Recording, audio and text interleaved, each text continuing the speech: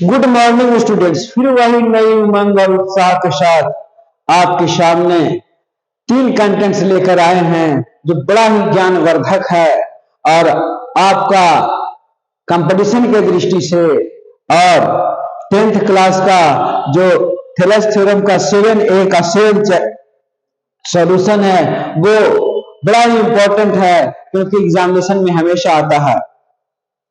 तो पहला मेरा टॉपिक है 19वीं शताब्दी का सामाजिक एवं सांस्कृतिक जागृति में ब्रह्म समाज आज बताएंगे।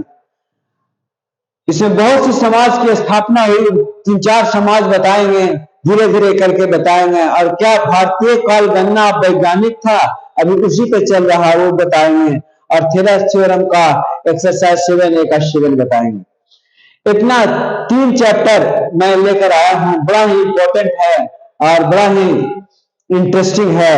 तो हम जो बात करते हैं, कहते हैं और बताते हैं कि मनुष्य न तो कुएं की 4 दीवारों के अंदर उछलने कूदने वाला मेढक है और न गूलर के अंदर रेंगने वाला कीटाणु ही, जो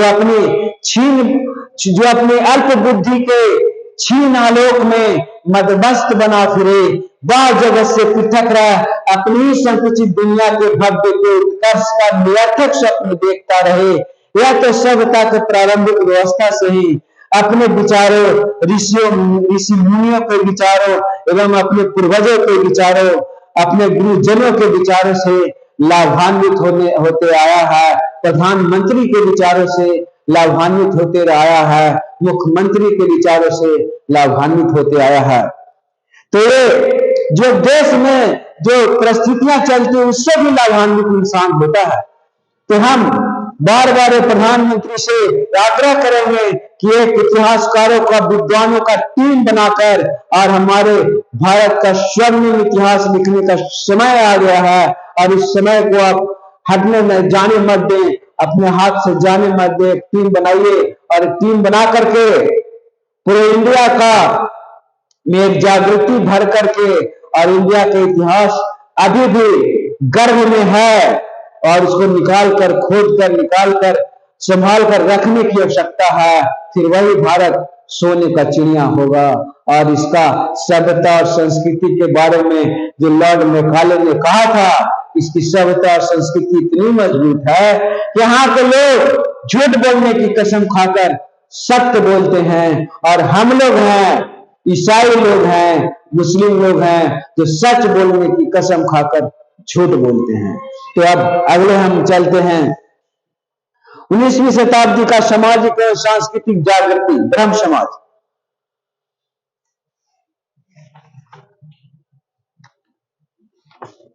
19वीं शताब्दी के भारतीय समाज में अनेक कुरीतियां विद्यमान थी। तत्कालीन हिंदू समाज में जाति प्रथा बंधन कठोर हो गए थे, छुआछूत की भावना विद्यमान थी, सती प्रथा एवं बाल हत्या का प्रचलन था, समाज में अंधविश्वास और रूढ़िवादिता व्याप्त थी, मूर्ति पूजा व धर्म से संबंधित कर्मकांड की प्रधानता थी। सौभाग्य से इसी समय अनेक महान विभूतियां जैसे राजा राम मोहन राय, स्वामी दयानंद सरस्वती, स्वामी विवेकानंद, महादेव गोविंद रनाडे आदि का ध्यान समाज में व्याप्त दोषों को दूर करने के लिए दिया उठाया। परिणाम स्वरूप सामाजिक तथा धार्मिक सुधार आंदोलन में बाढ़ सी आ गई। इन महान सुधारकों के नेतृत्व में अनेक धार्मिक सामाजिक सुधार आंदोलन हुए। उसमें प्रथम है ब्रह्म समाज की स्थापना हुई। प्रार्थना समाज, आर्य समाज, रामकृष्ण मिशन और थियोसॉफिकल सोसाइटी के बारे में बताएंगे। पहला आज हम सिर्फ ब्रह्म समाज के बारे में बताएंगे। ब्रह्म समाज 20 अगस्त 1828 ईस्वी में समाज सुधारक राजा राम मोहन राय ने कलकत्ता में ब्रह्म समाज की स्थापना की। तत्कालीन भारतीय समाज में व्याप्त कुरीतियों को दूर करने के लिए आंदोलन चलाया। उन्होंने अपने सतत प्रयासों से सती प्रथा, बाल विवाह, कन्यावध को लॉर्ड विलियम बेंटिंग के सहयोग से बंद कराया। विधवा विवाह का प्रोत्साहन देने की दिशा में कार्य किया। 1830 ईस्वी में समाचार पत्रों की स्वतंत्रता में बाधक नियमों के विरुद्ध सफल आंदोलन चलाया। देश के पुनरुत्थान के लिए वह अंग्रेजी शिक्षा आवश्यक समझते थे। अतः उन्होंने कलकत्ता में एक कॉलेज की स्थापना की जो प्रेसिडेंसी कॉलेज बन गया। वह एक ईश्वरवादी थे, यानी सिर्फ एक ही ईश्वर को मानते थे, एक ही ब्रह्म को मानते थे। 27 सितंबर 1833 ईस्वी में विस्टन इंग्लैंड में उनकी मृत्यु के बाद ब्रह्म समाज का नेतृत्व देवेंद्रनाथ टैगोर ने संभाला। 1857 में केशव चंद्र ने उसके सदस्य हो गए, किंतु टैगोर से आपसी मतभेद होने के कारण उन्होंने ब्रह्म समाज ऑफ इंडिया की स्थापना की। बाद में इसमें दो दल बन गए, एक केशव चंद्र का समर्थक और दूसरा विरोधी। इस प्रकार ब्रह्म समाज के 3 शाखाओं में विभक्त हो गया। ब्रह्म समाज का उद्देश्य इस प्रकार थे: एकेश्वरवाद में विश्वास करना, सृष्टि की रचना व संरक्षण वही करता है जो सर्वशक्तिमान तथा सर्वव्यापक है, उसकी कृपा से ही मोक्ष संभव है। दूसरा, प्रार्थना से विश्वास आध्यात्मिक उन्नति के लिए आवश्यक है। तीसरा, ईश्वर का कोई आकार नहीं है, अतः अवतारवाद झूठा है। चौथा, कर्म फल में विश्वास करता था। पांचवा, जीवात्मा अमर है। छठा, मूर्ति पूजा व्यर्थ है। सातवां, सत्य के अन्वेषण में विश्वास था। आठवां, जाति प्रथा छुआछूत समाप्त होना चाहिए। नौवां, बाल विवाह सती प्रथा पर रोक लगे और विधवा विवाह का प्रचार होना चाहिए। इनका मुख्य उद्देश्य यही था। और हम आशा ही नहीं, विश्वास भी करते हैं कि ब्रह्म समाज आपको जो स्थापना राजा राम मोहन राय ने किया वो आपको अच्छी तरह से समझ में आ गया होगा। मैं शॉर्ट नोट तैयार किया हूं। इसके बाद है कि क्या मेरा भारतीय काल गणना अवैज्ञानिक है, अवैज्ञानिक था? इस पर बड़ा क्वेश्चन है, बड़ा इंटरेस्टिंग क्वेश्चन है, लेकिन कभी भी अवैज्ञानिक नहीं था। हम ये प्रूव करने का, एक प्रमाण देने की कोशिश कर रहे हैं और आपको समझाने की कोशिश कर रहे हैं। तो आज बता दें इस पर जो प्रमाण दिए, प्राग ऐतिहासिक काल की अवधारणा किसी भी देश की भाषा, साहित्य या संस्कृति के इतिहास लेखन का एक महत्वपूर्ण तत्व उसका काल निर्धारण होता है, क्योंकि काल विशेष में परिवर्तित परिस्थितियों के अनुसार आए बदलाव का विश्लेषण करके लेखक इसके उत्कर्ष, अपकर्ष, विकास, ह्रास, वैभव, प्राभव का निष्कर्ष निकालकर इस पर विचार प्रकट करते हैं। भारत का ऐतिहासिक दृष्टि से काल निर्धारण का वैज्ञानिक आधारों का एक सुदृढ़ और पुष्ट परंपरा विद्यमान रही है, किंतु पाश्चात्य विद्वानों ने पुरातन काल से चलते आ रहे काल निर्धारण के सिद्धांत को, अर्थात भारतीय काल गणना को अतिरंजित एवं अस्वाभाविक मानकर इसे अस्वीकार करके इसके स्थान पर अपने काल निर्धारण की पद्धति, जो मात्र कल्पना प्रस्तुत होने के कारण अत्यंत ही अपुष्ट और अवैज्ञानिक थी, को मान्यता दी और इसके आधार पर भारतीय इतिहास में प्राग ऐतिहासिक काल की अवधारणा की जबकि भारत का इतिहास में इन नाम का कोई काल है ही नहीं, क्योंकि यहाँ सृष्टि प्रारंभ से ही उसके विकास का इतिहास सुलभ है। प्राग ऐतिहासिकता का शाब्दिक अर्थ इतिहास के पूर्व के काल की स्थिति से है।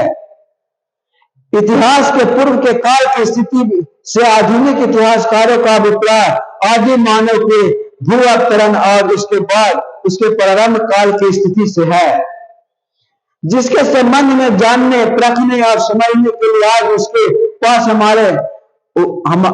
हमारे पास उसके पास वह सामग्री जैसे सिक्के, मोहरे, अभिलेख, पुरातन अवशेष आदि जो इतिहास को जानने का प्रमुख साधन माने जाते हैं, सुलभ नहीं है। किंतु यह सब सामग्री उसके मानव जीवन के केवल भौतिक प्रगति की स्थिति का ही परिचय दे सकती है, इसको धार्मिक और आध्यात्मिक प्रगति का नहीं। इस प्रगति का परिचय के लिए प्राचीन साहित्य चाहिए, जो भारतवर्ष का अलावा अन्य किसी भी देश में आज सुलभ नहीं है, किंतु उस साहित्य को आज इतिहासकार मिथ्य की कोटि में डाला जा रहा है। मैंने झूठी के कोठी में डाला जा रहा है, जो गलत है। इसको ही प्रयाग ऐतिहासिक काल का नाम दिया गया है, जबकि भारत के इतिहास में ऐसा कोई काल रहा ही नहीं, क्योंकि यहाँ तो उस समय से इतिहास सुलभ है जब सृष्टि के आरंभ से भारत के आत्मभू और यूनानियों का आदम अर्थात आदि मानव और ब्रह्म का आविर्भाव हुआ था। शतपथ ब्राह्मण तथा पद्म आदि पुराणों में सृष्टि निर्माण की चर्चा के संदर्भ में लिखा है कि पहले पृथ्वी का एक दीपा थी, बाद में चतुर्दीपा हुई, इसके बाद सप्तदीपा हो गई। आज इसी बात का कॉन्टिनेंटल ट्रिपिंग थ्योरी महाद्वीपीय विचलन सिद्धांत कहा जाता है। पुराणों में के अनुसार द्वीपों का विचलन शंकर के तांडव से जुड़ा है। शंकर का नृत्य करते समय पैरों की धमक से ही द्वीपों का विचलन होता है। यही नहीं, भारत के प्राचीन साहित्य में तो इस सृष्टि के पूर्व की सृष्टि का उल्लेख मिलता है। सृष्टि का विलय प्रलय के काल में ही होता है। भारतीय साहित्य में प्रलय भी कई प्रकार की बताई गई है। कभी नैमित्त प्रलय होती है, तो कभी प्राकृत प्रलय, तो कभी अत्यांतिक प्रलय। प्राकृत प्रलय की स्थिति में न तो सत्य रहता है और न असत्य, न भूमि रहती है, न पाताल, न अंतरिक्ष रहता है, न स्वर्ग, न रात का ज्ञान रहता है, न दिन का। दूसरे शब्दों में कह सकते हैं उस समय ब्रह्म की सत्ता के अलावा कुछ विद्यमान नहीं रहता। प्रलय काल में सब कुछ नष्ट हो जाने पर एक निश्चित काल अवधि के बाद नई सृष्टि का निर्माण होता है। इसके संबंध में पूर्व सृष्टि से अवश्य रहता है। पूर्व सृष्टि का ज्ञान हमें ऋग्वेद के मंत्र 190 10वां मंडल रिक्तियां 190 और 1-2 सूत्र से मंत्र से होता है। तब प्रलय हो गई, तदंतर ईश्वर ने संपूर्ण विश्व सूर्य चंद्र पृथ्वी आदि के पहले की तरह फिर से बनाया। भारतीय सृष्टि के काल की कोई सीमा नहीं है, वह अनंत है। जिस भारतवर्ष की सृष्टि के प्रलय और निर्माण के संबंध में इतनी सूक्ष्मता और गंभीरता से विचार किया गया है, और जहां इस सृष्टि का निर्माण काल से ही नहीं पिछली सृष्टि का विवरण भी रखा गया है, वहां इतिहास का प्राग ऐतिहासिक अवधारणा करने का प्रश्न ही नहीं उठता। अब अगला हम पॉइंट्स आगे ही बताएंगे। आज प्राग ऐतिहासिक काल के बारे में बताए हैं। अब हमारा अगला चैप्टर अगले दिन होगा कि क्या भारतीय काल गणना वैज्ञानिक है, इसके बारे में फिर और आगे बताएंगे। आज इतना ही, और अगला है Thales theorem 7a। In the adjoining figure ABCD is a trapezium in which CD समानांतर AB and its diagonals intersect at O, और if AO बराबर 5x - 7 सेंटीमीटर, OC बराबर 2x + 1 सेंटीमीटर, BO बराबर 7x - 5 सेंटीमीटर, DO बराबर 7x + 1 centimetre, then find the value of x। तो x का value निकालने कह रहा है। We know that in ABCD, हाँ, CD समानांतर AB एक और line खिंचाएगा, and its diagonal intersect at O, तो AO बटा OC बराबर BO बटा OB बाय डिडक्शन से होता है। हम डिडक्शन एक बता चुके हैं, इसमें एक अथी करके बताए हैं, और उसी के अनुसार इसे पुटअप कर दिए वैल्यू, तिरछा तिरछी गुना कर दिए, और गुना करने के बाद ये पोजीशन आया। फिर 35x² में से 14 घटाया 23 बचा, 44 में से 3 घटाया 41 बचा, 7 में से 5 घटाया 2 बचा। इसको गुणनखंड तोड़ देते हैं 41 को, तो 42 21 में 42 होता है, तो 42 माइनस में रखे, एक प्लस में रखे, इसको तोड़ देते हैं।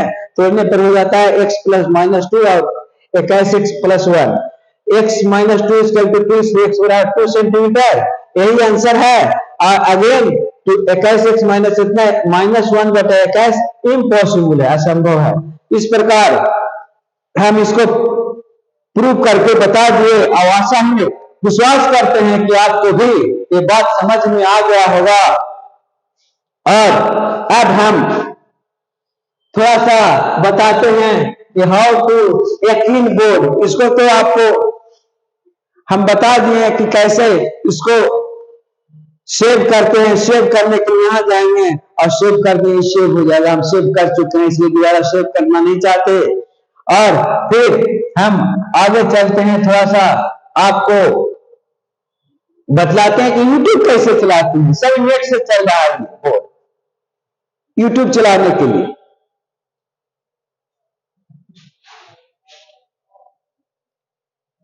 चलिए थोड़ा सा जोक भी देख लें कैसे।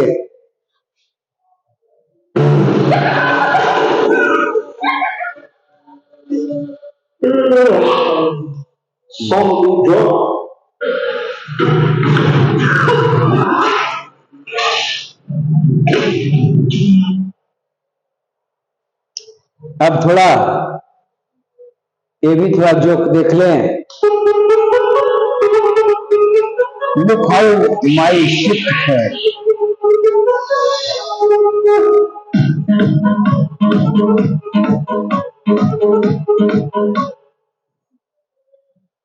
और फिर हम अपना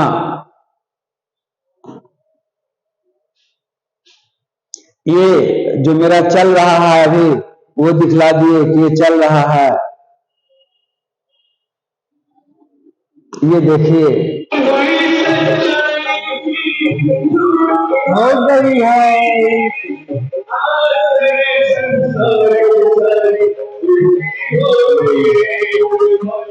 उल्टी हो गई।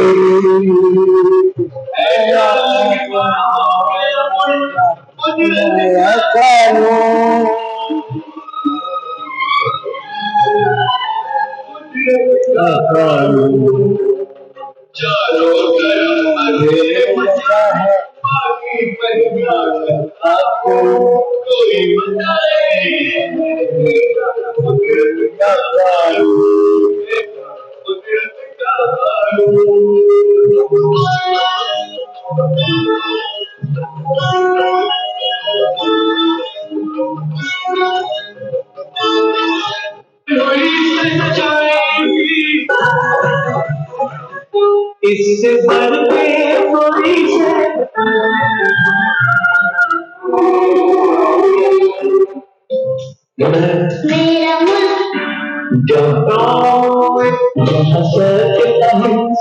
और धर्म का पग पग लगता मेरा, ये भारत देश है मेरा, ये भारत देश है मेरा, ये भारत